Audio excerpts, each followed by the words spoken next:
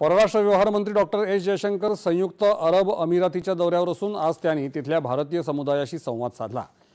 पश्चिम आशियातल्या सध्याच्या तणावाच्या स्थितीत भारतीय समुदायाच्या सुरक्षिततेबाबत केंद्र सरकारने वेळोवेळी केलेल्या प्रयत्नांबद्दल त्यांनी यावेळी माहिती दिली।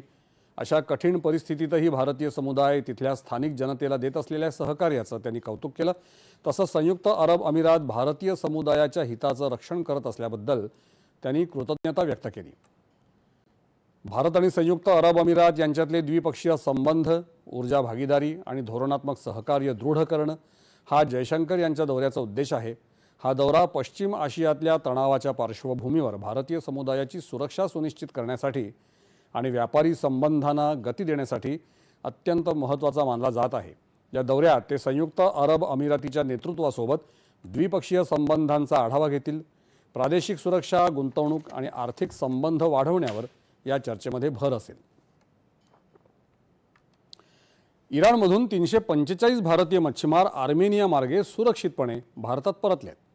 परराष्ट्र मंत्री एस जयशंकर यांनी समाज माध्यम संदेशाद्वारे ही माहिती दिली आहे। भारतीय मच्छीमारांना इराणमधून सुखरूप बाहेर निघण्यासाठी मदत केल्याबद्दल आर्मेनिया सरकारचे त्यांनी आभार मानले आहेत। केंद्रीय वाणिज्य आणि उद्योग मंत्री पीयूष गोयल